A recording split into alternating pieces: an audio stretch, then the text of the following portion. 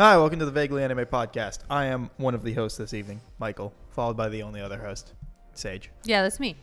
Almost called you Cat for a hot second. I feel like we don't even look even Nope, slightly not at all. similar, except we have long Look, hair. we have established that I'm an idiot. Well, I guess that's fair. So, Are you like a people blind, like face blind kind of person? no, it was just wires got crossed right That's before I fair. said it. But I stopped myself before I got it. So like, they got crossed and I was able to untangle them before it happened. And then I thought it would be funny to just out that it was almost happened anyway. That's fine. Yeah, so it's cultured corner. But we're not actually really talking about culture. No, instead, we're going to talk about my absolute devastation that is the cancellation of Westworld.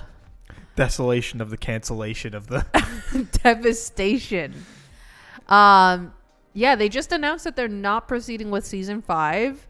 So they already planned it So originally? the showrunners or the executive producers or whoever had said that they wanted a 5th and final season to close up the show, and HBO just made a statement I think like a couple days ago being like, yeah, it's getting the axe. Like season 4 I think it already ended and there was discussions about if season 5 was going to happen or not, but I guess it was just one, extremely expensive to make this show, and 2, after season 2 season 3's ratings went down, and then season 4 had even worse ratings because people felt like it was too like confusing and complicated and the plot was like hard to follow, which I didn't feel like that because I think a large part of this show is the mystery aspect. Right. And also, if you just pay attention, you can figure everything out. No problem. It's not so like abstract that there's no way to like understand what's happening without it like being broken down for you, if that makes sense. Right. So I'm kind of upset because where season 4, because I just finished watching season 4, which is now I guess the final season. Right. But correct. Apparently. But it ended in a really interesting way that I wanted to see. Oh, so it's going to be all cliffhanger. It's not going to... It's not really a cliffhanger, if that makes... I mean, it is and it isn't. Because it kind of does this thing where, like, it ends on this thing of, like, the idea of a time loop. If that makes sense. Like, you know it's not a time loop, but that's kind of what it's... A random ad popped up while I was looking up stuff about Westworld. Oh, that's fine. But yeah, it's kind of like... Do we need to be talking about spoilers? I mean, I can throw the tag up, but like... yeah, put the tag up. Sorry, because I mean, I haven't said anything like too specific, time but loop thing, but if I can go into spoilers, if you're not going to watch Westworld, basically when did season 4 come out? I think either earlier this year. Okay. So, hey, for at least a little bit, I'll throw up a timestamp on the video at least when you can skip ahead if you're not. Right. Caught And up. in the audio, sorry, just spoilers for Westworld. If I can, I'll find a spot to like throw in over a voiceover. But yeah, so how Westworld opens up in the first episode of season 1 is, you know, you meet the main character. Her name is Dolores, and she wakes up and you see her go through like her daily routine, and it's kind of like the Wild West kind of scene. Yeah, I know that whole thing. Right? And then it shows her again waking up, going through her daily routine, and you kind of see that sequence happen like 2 or 3 times, I think. I don't super remember because I watched this a while ago now. But then you see like slight variations, so you're like, okay, it's not like a Groundhog Day thing. And then it just progresses where like you realize they're robots. Okay. And then you realize there are people, and it's essentially Westworld is essentially like an amusement park for people who are really rich. And you can kind of have this like Wild West fantasy, and you can fuck the robots and you can kill the robots. And Hell like, yeah, fucking robots. Yeah, but like, and there's a bunch of different storylines tied into the theme park, essentially, where if you interact with different quote unquote characters, or as they call them, hosts, that's the robots, Right. you can kind of go down a different path. depending like who you talk to and like what kind of adventure you want to be on. And then in season 1, it's basically just slowly like, especially Dolores and one other robot, Maeve, kind of gaining sentience. Okay.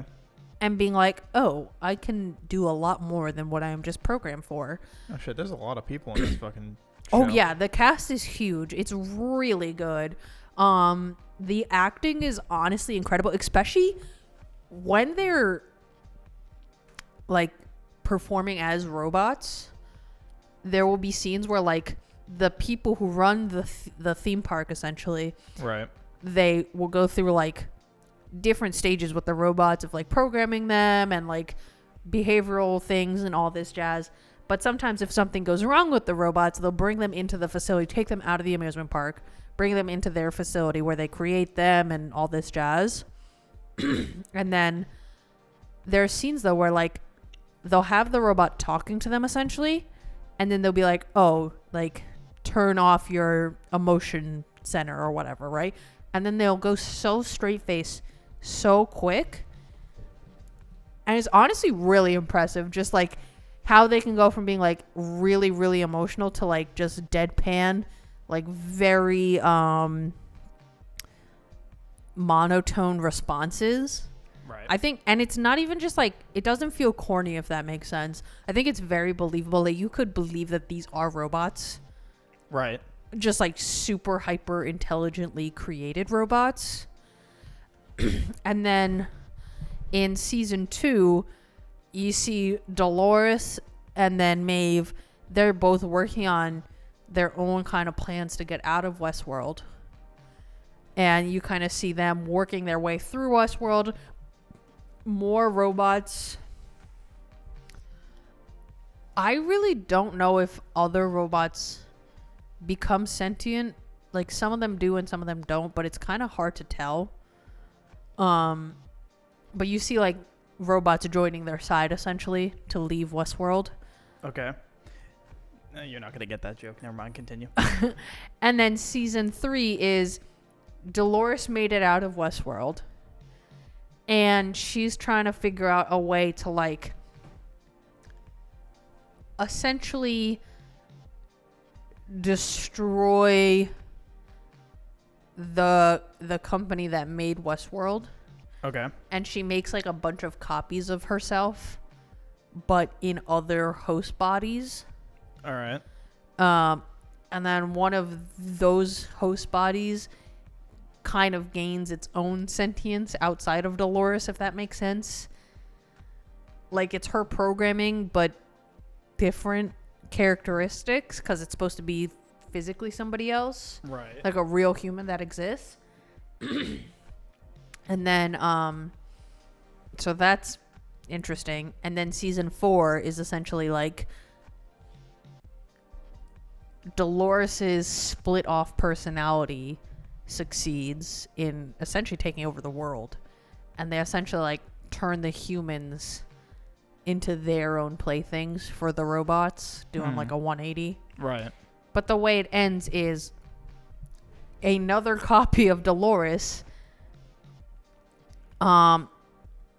realizes that she's the one that's creating all the quote-unquote storylines for the humans because she's just in a like simulation. Her programming is in a simulation of the real world, Okay.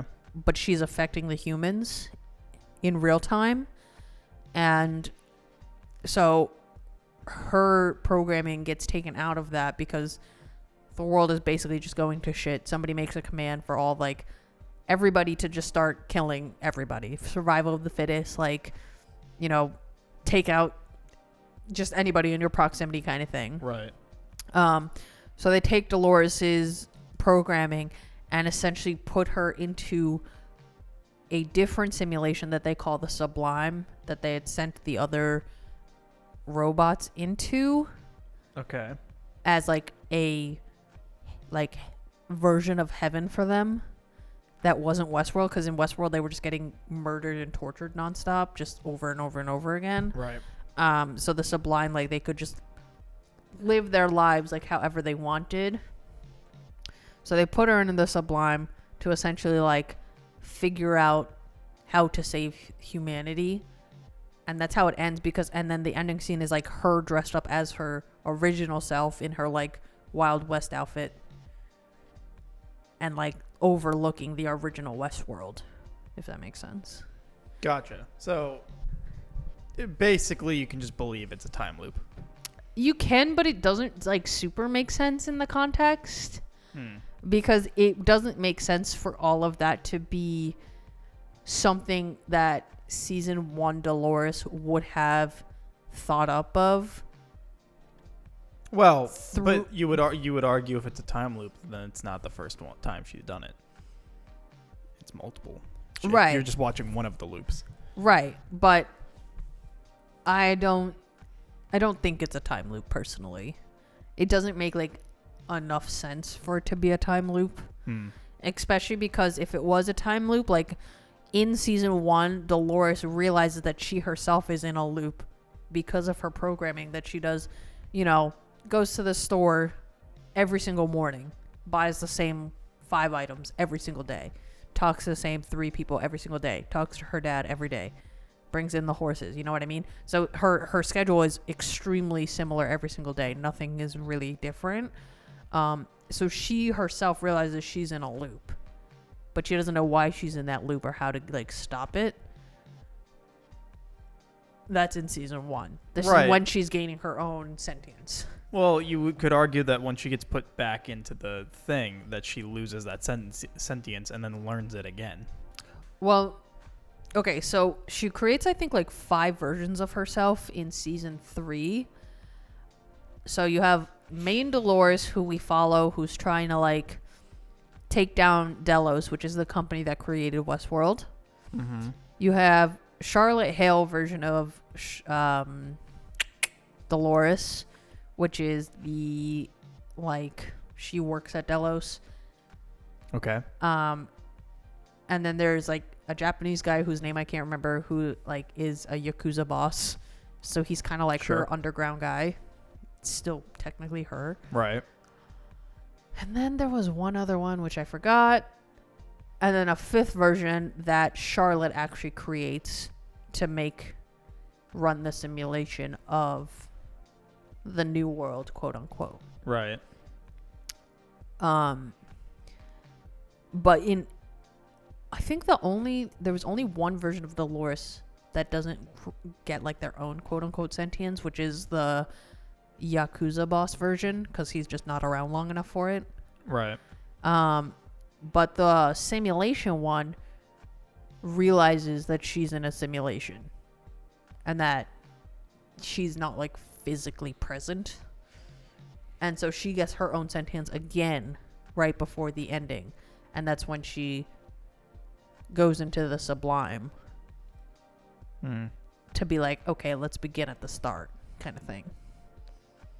I don't know if any of that just makes sense.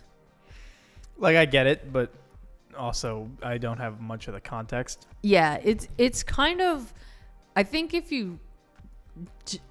what like this show shorthand can be confusing because there's so many like character interactions and like, yeah, it's one of those shows that I always planned on getting around to. Yeah, it's like very much like futuristic technology, but also like high concept of like what is human consciousness, you know what I mean? I'm seeing that Liam Hemsworth is in this show. Apparently. Liam Hemsworth is in this show? Apparently. No, it's Luke Hemsworth. Is this being maybe this is I was like, I don't remember him being there. And I watched all 4 seasons. Am I looking at the Wait, let me see. Show me who he plays, because I don't remember that at all. No, never mind. You're right. It is It's Luke Hemsworth, right? I was like, They're all the same. They're really not. They're all the same. Anyway, because I read L. Hemsworth, and then my brain just went to Liam. Oh, because then it reminded me that's fair. of Hunger Games? No, Oh. of The Witcher. Oh. Because Henry Cavill's leaving The Witcher. Right, and it's going to be Liam Hemsworth replacing him. I thought it was Chris Hemsworth that was No, it's replacing him. Oh, okay. And I the feel amount like- of people that were like, Upset. I'm just not gonna watch this show. Well, it's not even that it's Liam Hemsworth. That's not the problem. It's that Henry Cavill It's is that leaving. Henry Cavill's leaving. Who, when he signed on, was like, I will be on this show until I die if I can. So what happened? So season 1 was, everyone for the most part, as far as I'm aware, liked it quite a bit, because it was pretty faithful to the source material. But then after the first season, one of the head writers left. The Witcher is based off of a video game, right? Book and video game. Okay. There's 3 books, and then the video games are after the books, Oh, okay. if I'm remembering correctly. I might be a little off, but so one of the head writers left after the first season, and For the show. Yeah, and never really said why, but it was implied that it wasn't it was because of like people were kind of being shitty. Okay. And then season 2 comes out. So it wasn't like an amicable Yeah. split. And then season 2 comes out, and it's bad. Like Geralt, Henry Cavill's character, doesn't say like anything at all really anymore in that season. He mostly just makes different toned like grunts and like. So why have an actor as talented as Henry Cavill Because in the show? Like obviously he's very gorgeous. Yeah, but no. So But- during the like press for the second season and like afterwards, he was like, yeah, like he was like pretty vocal in his disappointment about it, because he was like, yeah, like Geralt doesn't have a lot of speaking lines in this portion of where we're like adapting it, but like he is smart and has opinions on things, and like he would have more than just grunting responses to stuff. Right. And they just He's still a person essentially. yeah, Like and you could tell like he was like legitimately kind of upset about it. Like he was like, this isn't like the source material at all. And, Right. Like, and apparently, according to people like that were working on it, that on set he would, because he knows his shit. He's read all the books, played the games. He loves The Witcher as an entity. I like that when actors Yeah. get like really invested in And- the source material. And so like he would like speak up about how this like isn't right. Right. And it was like it got into very combative things because people just didn't care. And so apparently season 3 is being made, and then he announced that after season 3 he's not going to be on it anymore. And then that writer also came up, because Henry Cavill didn't say why he The was leaving. first writer? Yeah, Henry Cavill didn't say why he was leaving. He was just like other things, whatever. Right. Then Isn't he that- going back as Superman for Yeah. DC? That's what I thought. Right, for season 1 writer that left was like, yeah, so in that writer's room, basically everybody that wasn't me thought the source material was fucking stupid, and they thought it was a funny joke, and they just didn't want to pay attention to it and wanted to do their So own thing. why sign on to make this show? You know what I mean? Because like money. I understand money, but like Money.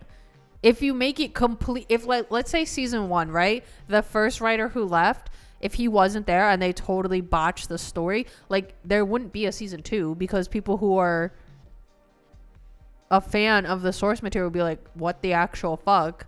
You know what I mean? Mm-hmm. Like I don't think it would be successful. You know what I mean? Yeah, but they don't care. I guess that's fair. They're just like, fuck it, yeah, whatever, throw money at the people, and the people are like, yeah, I'll take this job for the money, I need it. Right. And they don't have to give a shit. So then Henry Cavill was like, I care too much about this, and I don't want to be in it if it's not going to be good. So he Yeah. was like, I'm out, which is a fucking bummer. Yeah, So, like, that is a bummer. like season 2 already wasn't like great. I'm gonna watch season 3, but like mostly just because Henry Cavill's in it. Right. Like I have no desire to watch season 4 through 8. This is if Netflix? yeah, Do they have like a slotted amount of seasons there? they originally had planned for 8. Jesus Christ. That's to cover all the books and stuff. right, but damn, I feel like they're not going to make it to 8. Probably not. Going off you have your biggest star leave the show.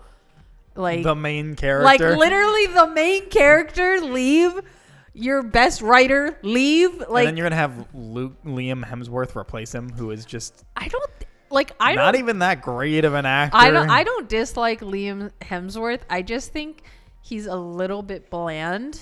He's the generic like early 2000s action star, But in 2020. I also think like he hasn't had the chance to show off his acting chops. Like I feel like after Hunger Games, which he basically had nothing to do in those movies. Didn't you remember he was in them? When you mentioned that, I was Yeah, like, he was Gale, and he had literally like 5 lines between 4 movies. don't even know who that is. It's fine. I feel like he hasn't Was had he it. in the first one? Yeah. Oh. In like the first scene where Katniss is trying to like kill the deer, the guy who stops her is her friend Gale, and that's Liam Hemsworth. But anyway, forget about that. I feel like he hasn't had a chance to like show his acting prowess, because after the Hunger Games, I truly can't think of anything that was like really notable that he was in, if that makes sense. Mm-hmm. Also, Wait, is he the baker kid? no, that's Yeah, that's someone. That's the dude. Josh from, Hutcherson. Yeah, that's the dude from fucking Zathura, right? Yes. That's the What a only. I throwback. feel so bad about for that actor, because that's the only thing I But remember Zathura him in. is such a banger. Are you kidding me? Every time I see him, I'm like, oh hey, the Zathura actor, and I'm sure like The guy is like 30, like has a kid now, and he's like the Zathura guy. like if I ever met him, I think he was like 8 or 9 when he did that movie. yeah, if I ever met him, I'd be like, hey, you were in Zathura, right? He'd be like, With Kristen Stewart. holy shit, I forgot. Yeah, that she was story. the older sister. But yeah, I feel like his career just never like popped off. Right. Also, can you show me what Luke Hemsworth looks like? Because I'm not quite sure who that is. I have a picture in my mind of who I think it is, but I'm not sure. And I don't know if that sounds stupid. He kind of looks like a cross between Chris Hemsworth and Matt Damon. Let me see. Oh, he was Stubbs. Okay, he does kind of look like that. Right? He kind of looks like a cross between Chris Hemsworth and Matt Damon. But like worse. Yeah. No offense to Luke Hemsworth. I'm so sorry. I never thought he was hot. That's why I didn't realize he was the Hemsworth. He totally does look like a cross between those two people. He though. does. That's really funny. You know what it is? It's the bone structure of a Hemsworth, but the kind of fullness in the face Mhm. of Matt Damon. Yeah. That I think that's why he looks like that. That's really funny though. Yeah. I I wouldn't have thought that if you hadn't said it, but I think you're It was my you're immediate- absolutely correct. Can you put like him and then like Chris Hemsworth and Matt Damon on the side? could probably do so that. Yeah. so people can see what we mean, because it's absolutely true. Fucking Zathura. Now I'm just looking at Zathura. Zathura was so okay. Speaking of Wasn't in Zathura there was like a really scary part of the movie with like aliens? Yeah. Okay, I remember when I was a kid, I think it was on like Cartoon Network or whatever, because you remember when cable channels used to play like movies that came out in theaters like a year after they came out, Mm-hmm. right? So my family, we didn't go to the movies super often when I was a kid. So that's how I like essentially watched movies, which is in part probably why I'm late to the trend now. Right. But I would just wait for them to come out on TV essentially, because we didn't want to like my parents didn't want to pay for like us to go to the movie theater, because they didn't want to sit through like a kids movie essentially. Right. And if it wasn't at our like local like VHS tape rental place, you know, you're just SOL. Right. But I remember seeing it on Cartoon Network once, and I was thoroughly freaked out by like the aliens in that movie. I mean, like, they didn't freak me out, but it was definitely meant to be like a scarier scene. Yeah, that freaked me out. Also, the hot older brother, which is just him, but in the future. Yeah, and Kristen it was Stewart. Dax Shepard. Was it really? Sure was. He's married to Kristen Bell Yeah, they've been married forever. in 2013. Yeah. You didn't know that? No. Oh. I don't follow celebrity gossip. That's fine. I think they're a very cute couple. Dax Shepard was the hot Wait, can you show me? astronaut. Because I don't remember it being him. For some reason in my brain, I'm picturing somebody who looks like Zac Efron, but it wasn't him at that time, obviously. Oh my God, that is Dax Shepard. Stop it. No. Yep. Why you know what it is? Does Dax Shepard usually have blonde hair? Is that why I like cannot compute? because he has brown hair. Good one. I can look real quick. Look it up because I feel like he usually has blonde hair. I could be completely wrong. I don't know him that well. It looks like a dark blonde. Like a dirty blonde Yeah. kind of moment. Yeah. That's fair. Zathura was such a banger though. Dude, love that movie. Also, I feel like the board game itself looked pretty slamming because it had the like spaceship on the track that like followed you as you went. I was like, why don't I have board games like that? I mean, it was literally just Jumanji, but I never watched Jumanji. what? Yeah. Okay, well, Zathura. Not even the remakes. Zathura is just like remakes Jumanji, basically. It is Yeah. literally everything Jumanji is, but just made in a newer time period. Right, and like was Jumanji made for kids too? I mean, yeah, for the most part. Oh, okay. I mean, like, it was still like, but it was like the like made for kids, but kind of fucked up made for kids, you know? Oh, yeah.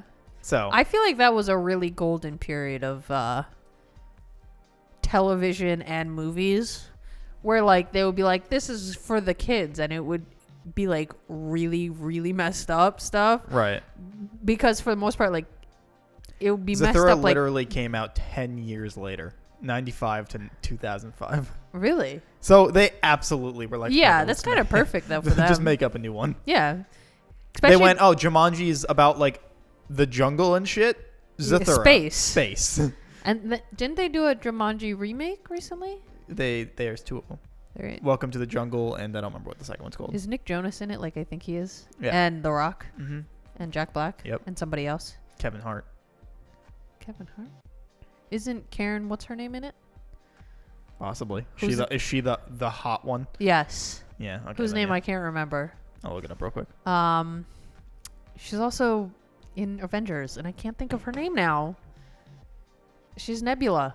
What's her name? Oh, Karen Gillian. No, Gillian. Karen Gillian is the one that's the hot one. That's what I'm saying. Yeah. Oh, is that who She's you meant? Nebula. Oh, no, I know. Okay. I wasn't sure we were connecting to the same person. I thought Yes, you moved yes, on the to a hot separate. one. Yes. Very good. In that movie, she is the hot one. Right. The reason why I was thinking of Nebula is because I was like, I know who plays it. I know it's the same person, but I more so connect her with Nebula, if that makes sense. Right. So I thought if I had said that, it would make me remember. Yeah, Nick Jonas he shows up for like a hot second. Oh, so he's not like in the first movie? one. And he shows up more, like I think more in the second. Gotcha. I think he's in the movie, but he's not as big of a role. It's not long enough for me to really have an opinion on his acting skills. You know? I think he's fine. Like, So- I don't think he's particularly good at acting. I don't think he's bad at acting. I think he's much better as a musician. But all I really remember of him as an actor is the Jonas Show. that show was awful, atrocious, horrible. And all I remember two jokes about that show. One is Kevin got a guitar or bass. I forget what the fuck he plays. I thought he plays the drums No, that's Nick. Nick plays drums and guitar. and guitar and does everything. And sing. He's the most prolific out of all of them. I'm obsessed with Nick Jonas. Kevin had I think it was a guitar, not a bass. Okay. But it was like, the joke is that it was like a fuck ton of strings and it was super long. And the joke was that it played notes so high human ears couldn't hear it. Okay. And so then he would like strum on it. And then a dog came in and just started barking at him. And he was like, I didn't say that the non-humans would like it. And then the other joke was they were in their room trying to figure out how to like do the bedroom because they wanted to rearrange everything. And Nick didn't have a place for him to sleep. Right. And then like, you know, it goes away, then comes back and they were like, oh, like this is great, like the room's exactly what we wanted to. Wait, like Nick, where's your bed though? And then he presses a button and the drum set like floor lifts off the ground and there's a bed sunken into it under the drum kit. And I was like, I want that. Yeah, Like, I want to get. awesome. I want this lift system to break and fucking annihilate me. Yeah. Well, I mean, there was like obviously space between Right, it that it was- right. But yeah, like, and I remember those two things. That's it. That's all I remember about that show. I feel like the Joe Bro show It's what made them break up, wasn't it? was it? No, It was part of it because because of the Disney contract and stuff. They Well, started the hating. Disney- They started hating doing what they were doing. right, because I think the Disney contract was like not great for them artistically. Yeah. Like, and I think because were they not essentially like they wanted to actually do their own music a la Miley Cyrus after Hannah Montana, right? So if I'm remembering this correctly, somebody correct me in the comments because this is like 15 years ago. But they wanted to do like their own music that wasn't quite so like kid-friendly Disney-fied music. Right. And Disney Channel was like really holding them on like a tight leash type deal. This was like the whole like purity ring phase and all that jazz. Right. And I think Kevin and Joe were already getting to an age where they're like, we're just a little too old for this and like we want to fuck. And even Nick was getting to an age where he's like, I want to fuck and I would like to like express myself being an adult through my music. Right. Which I totally get. So they were like, yeah, fuck this. And then they all kind of did their solo things, minus Kevin, because he got married and popped out some kids. I was going to say, did he like straight up just like was he done, like wasn't he? he really like left the limelight for a while. He got married. I think they had a couple of kids. And they had a reality show actually on E! Network, which I don't remember what it was. His wife is really pretty. That's all I know. And then Joe and Nick went solo. Well, actually, Joe had a band, which I can't remember the band's name. But Joe had a band, and Nick went solo. He did 2 solo albums, and then they had their comeback, which was a couple years ago. Yeah.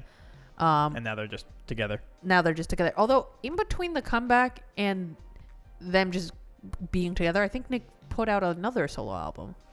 Probably. He In was the one that between. was like, he was the most prolific. Oh, absolutely, because he...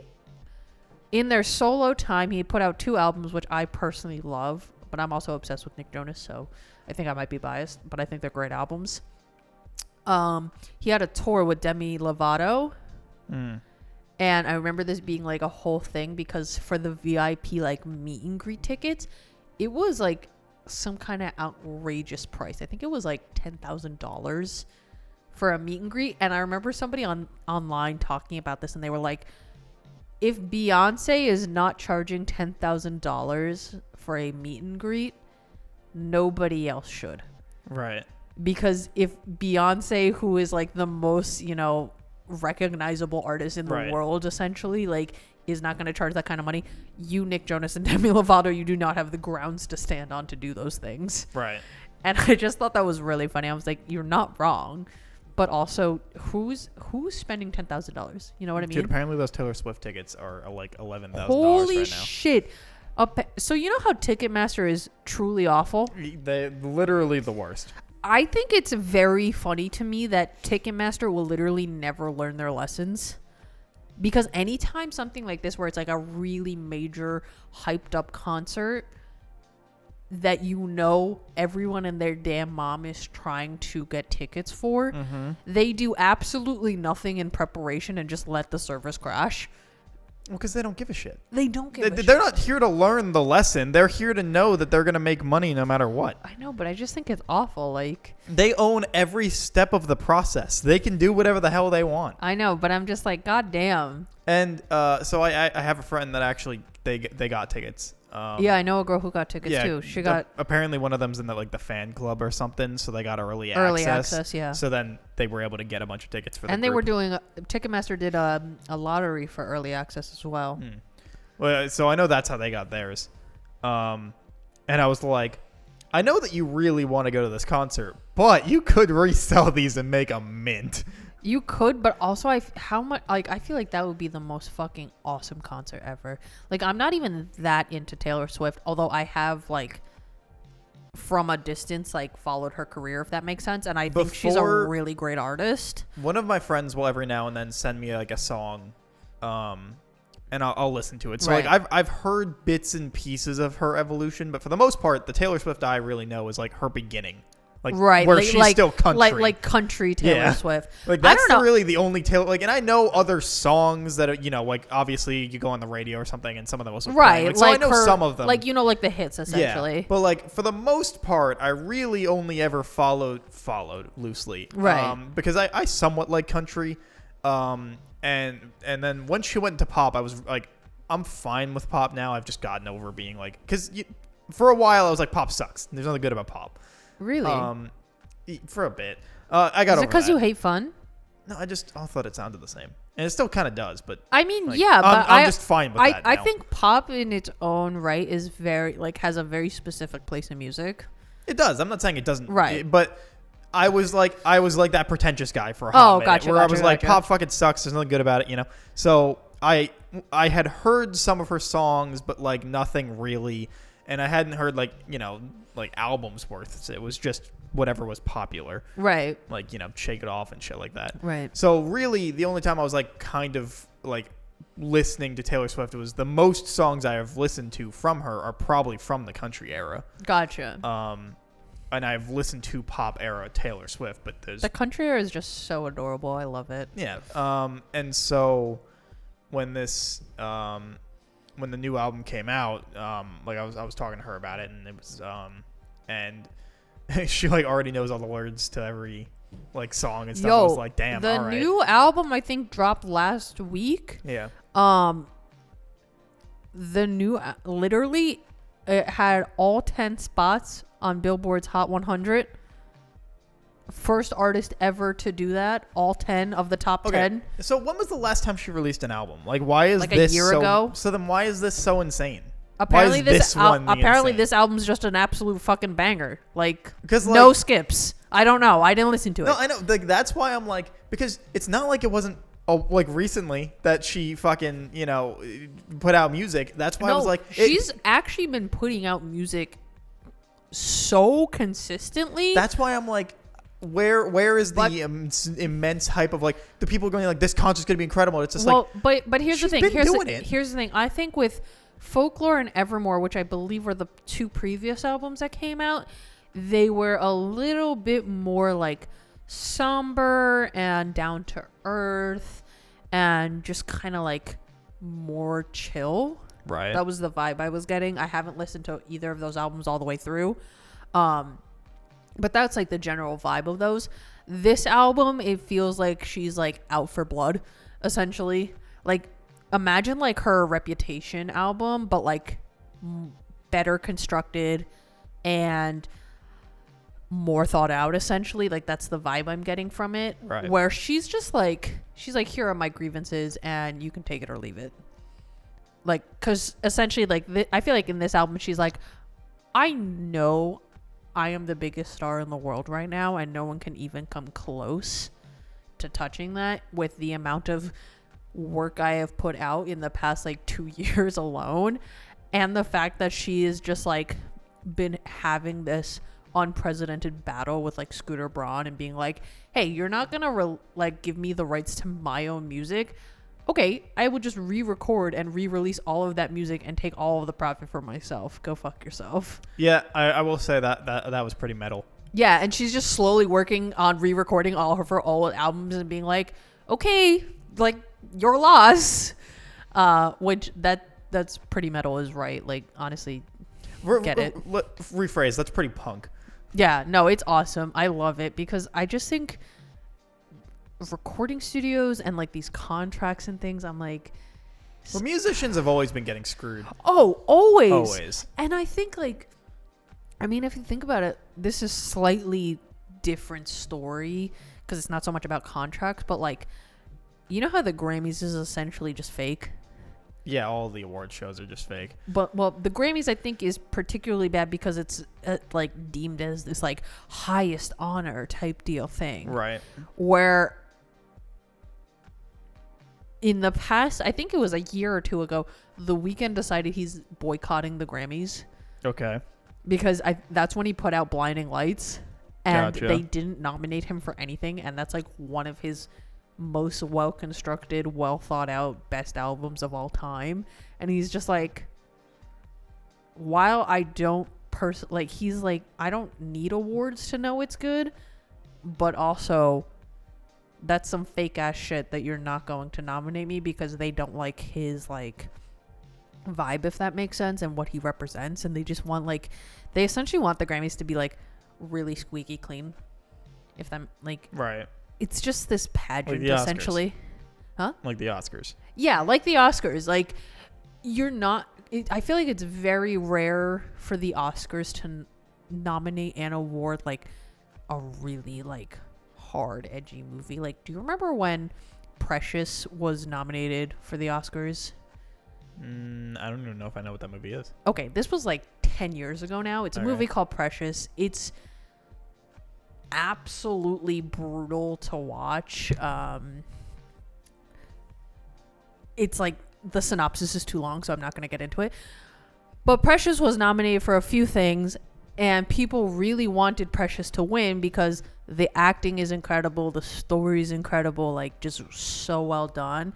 And I think the lead actress, I can't remember if she, can you look it up for me, Precious film Oscars? I can't remember if she did or didn't get the Grammy for it. The Oscar for it. But I remember people really wanted this to win the Oscar because this movie is just really good. And I saw a funny thing about somebody being like, Lady Bird is just a white version of Precious and people only think it's good because it's white. It seems like it got supporting actress, adapted screenplay, actress, picture, director, and film editing. Yeah. So it got a fuck ton of awards. Yeah, but I feel like that's one of the few movies where the Oscars has been like, okay, this is too good for us to ignore kind of thing. I feel like as much as I think Moonlight is an incredible movie, it definitely felt like they gave Moonlight the win just so that they didn't get it yelled at for having... Opposed to La La Land? Right. Like, La La Land didn't win because they just read the wrong thing. Right. But, like, which... Oof. Ouch. But, like, it just feels like, you know... I don't know what the Oscars is doing, but they're making all the wrong moves. Oh, like, absolutely. And they're like, oh, we're going to make it shorter because no one's watching it anymore. But then they're cutting out the categories that people, like, care about. Yeah. And then they're also just nominating and, like, and awarding people that shouldn't really get it. Like, the fact that fucking Suicide Squad won best costumes, I think it was. Best makeup. Right. Versus Star Trek. Yeah. Like, and it was like, fucking what? I think it's funny in that, like, the Oscars want to be relevant, but they also... In their fight to be relevant, they keep making themselves unrelevant. Right. Like, I think they did Suicide Squad over Star Trek because while Star Trek has an obviously much longer history in, like, popular, like, nomenclature, I think Suicide Squad was just such a hateable movie at the time and on everyone's mind. Yeah, but it's just like it's one of those things like where like Bohemian Rhapsody won best editing with the 82,000 freaking quick cuts they had. Like I don't get what they're doing. And then I feel like they truly I'm very happy Parasite won all of the fucking awards on the planet. Right. But I cannot sit here and tell you that the people who are on the board for the Oscars are sitting there and watching every single movie that's nominated. Yeah, like Boss Baby won. Or like considered. You know what I mean? Like, what did Boss Baby win over? I think it was Your Name. I think it was Your Name. I'm pretty sure I think it was Your Name. 2018 Oscars. That's what I'll look up. But yeah, like it's just.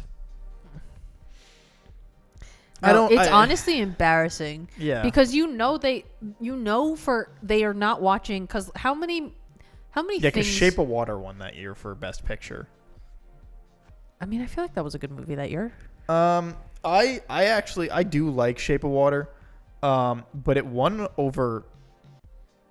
So there's Call Me by Your Name. Oh, that was good I don't that even year. know what the fuck Darkest Hour is. Dunkirk, Get Out, Lady Bird, Phantom Thread, 3 Billboards. Like, okay, tough competition that year. I'll be honest. I really like Shape of Water because I personally like Guillermo del Toro. Right. Mostly because I think his like aesthetic is awesome. Right. It's just very me. Not me, but like it's a pleasing thing it's a for vibe me to look for at. you. Yeah, I feel it. Because I'm like, oh, I know, like, all this is practical and it looks really cool and aesthetically pleasing to me. So like, I don't know if he should have won for based on some of those other movies, but like, right. So it was kind of odd. And then I don't know. I feel like the only reason why Get Out wouldn't get it, truly, is because that was his debut directorial, right? Yes, it was. I feel like they just wouldn't give it out of spite kind of thing. He did get best like screenwriter. Right, but that's not best picture, you know what I mean? Yeah. It's a very different weight to that category. Right. Like an Oscar is obviously still an Oscar, Sorry, but Boss Baby did not win. It got nominated, and Your Name didn't. that's That's what everyone was upset about. Coco won. Oh, that's fair. Yeah. So Coco, absolutely no way Coco is gonna lose to Boss Baby. Yeah, no. So Coco makes sense. But I was getting it mixed. It's that the fact that Boss Baby got nominated, but in the same year, Your Name also came out. Yeah, because they don't fucking watch. And okay, here's what makes me mad. Here's what makes me truly, truly angry. Mm-hmm. You know, they don't watch any of the anime feature films. No, of course not. Except for Spirited Away, because it's just too good for you to not watch. No, so you know that a lot of them have said that they just ask their kids. Yes, I've heard that, which I 100% believe, because for a grown adult, they are obviously above that, even though they're going to nominate Boss Baby, which is made for literal infants, over Your Name, which is... The Oscars, I feel like, should have a fucking rotating cast of elected officials. Yeah. It should. Like, the Oscar, table of people that vote on whatnot should be like the presidency. We should all get to vote on who the fuck gets to get in there. You should campaign. We should all get to vote. Or they just make it where, like... I also think the Oscars should not have majority of people that are from the United States. I think it should be from everywhere. Exactly. Because think technically the Oscars is an American thing, but like still. You're right, it is an American thing. It's evolved past that at this point. But that's what I was going to say. We're at a point where consumption of media has become so global that just because the Oscars is an American thing doesn't mean that it should stay like that. Like, so Parasite won. The problem that I do see with that is that the Oscars are inherently an American thing because it's for American audiences. That's so true. If you have people that are like, from India, China, Japan, like your average American isn't watching movies from those places. That's true. The reason Parasite did so well is because it was able to pull that. Now, I'm not saying that the movies made in any other country aren't as good, because some of them are fucking incredible. Like, I haven't seen every movie ever, but what I have seen of Korean movies and Bollywood and stuff like that, like, I have seen more that I have loved than I haven't. Obviously, every fucking place that makes movies makes bad movies, right? But your average American has probably only seen like Parasite, maybe. Most people didn't even know what Parasite was. Like, I had parents and people of my parents' age asking like what the fuck that movie was. Right. So it's the one problem that, like, if you started bringing in other movies, like if somebody was like, oh, we should do RRR. Right. Like, I haven't even gotten around to like, seeing what the that. fuck is that? Yeah, like I know what it is. I just haven't gotten around to it yet. But like, most people aren't going to be like, oh yeah, that movie should win. Like, they're going to be like, what the fuck is this? I don't think, like, I'm not particularly saying we need to overhaul the Oscars essentially, but I do think at some point I think they will have to realize that media in general is becoming so global, right? And like you were saying with Parasite, yeah, it was able to do that because I think in large part because Netflix has kind of tapped into like the Korean market of K-dramas and Korean movies and things like that, which I think on Netflix's part is an absolute genius business strategy, right? Especially with the rise of K-pop in general, because here in the West, teenage girls and teenage boys obsessed. Yeah, and there's no bigger audience to cater to, especially than teenage girls. They have the most buying power. But you can't make award shows. You're absolutely right. Unless you're making the fucking Teen Choice Awards. Right. You're absolutely right. I'm not saying that that's Okay. what needs to happen. I'm just saying in terms of Netflix and Parasite, right? Right. That's in part why that happened, because teenage girls right now are obsessed with Korean media. Right. You know what I mean? Which on Netflix is part genius, but also for the Oscars, great, because Parasite's an awesome movie. Right. You know what I mean? Incredible movie. Incredible. Absolutely amazing. Saw it like multiple times in theaters. But I think Parasite is a really good example of us here in the West. I think we're very much in our own bubble, right? And then when we see like a foreign film, most people won't even watch foreign films because they don't want to watch the subtitles. Yeah. Whatever. But when they see a foreign film that's really good and clever and smart, they're like, can you believe how good and clever and smart this was? It's like other people have brains and writing capabilities. What's funny is the problem I always see with like people's view, with Americans' view of the world and the world's view of America, is that people forget the scale Oh, yeah. of like America is basically each state's a fucking country. But Like, it's also compared to like, you know, Europe. where like each state is basically going to a different country. Right. But you're all in America. So like there are differences in like cultures, but it's not where it's the extent of like going from France to fucking Italy. Right. But it is in sense travel wise going to separate countries, where when you're living in Europe or and other countries like that, you are surrounded by other countries to basically you are going to osmosis their media, Right. which is the same with us in different states, basically. Like, Yeah. you know, and it is so much easier when you're not living in America to be like, I don't know how you guys don't just like, what do you mean you don't watch these movies? Right. Like where it's But like, yeah, but it's so much different. I like, think in part that's like a very human thing of like being able to scale things, if that makes sense. right. Where the United States is so large that and just think about the way we pump out media in terms of movies, TV shows, radio, podcasts, whatever. Right. Is just such a constant stream. And now that you have like Netflix and HBO Max and Hulu also putting out their own things, there's just so much stuff to get through that I don't even think one person could physically get through everything that like Netflix alone has independently created. You know what I mean? Right. Or Hulu alone has independently created. So I think to get through just the American media to begin with is such a task. Right. That to be like, okay, let me take on like a telenovela from, you know what I mean? Like, Yeah. it's just so much that I think it's kind of overwhelming, which I understand. But at the same time, it makes us really close-minded. Yeah, it's a lot. Like it's and you know, it's also like a lot of things with like going to the Oscars and stuff of like they not only have they already started cutting out other categories that were important and like, Right. and people wanted and people want more categories if anything else. Right.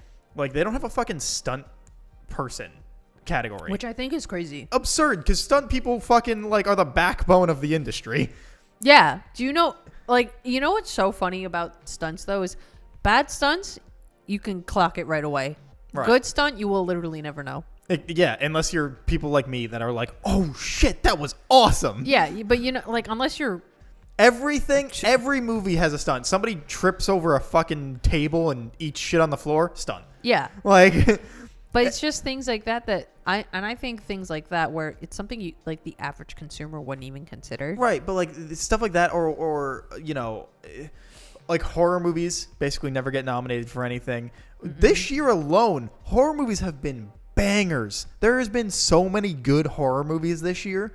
They'll never get a fucking mention. No. Like it's I feel like the only I think with Get Out, which is more I think like a thriller yeah, than a horror movie, but kind of impressive that it even got nominated. that's what I'm saying. Like I feel like that's the most horror we're gonna get Like, for a nomination. I feel like in some way you should have like what the Grammys do, where it's like, you know, best metal album stuff. Yeah. Like that. Best metal performance. Subgenres. Yeah, have some like nobody is really gonna expect that you're gonna give best picture to a horror movie. Right. Now, I still think they should be considered if they're good, but like have some subgenres in there. Right. You know, because comedies, horror movies, they don't get shit. They never get nominated for anything. The fact that they do, what is it, comedy and musical is the same genre for the Oscars? So. I think so.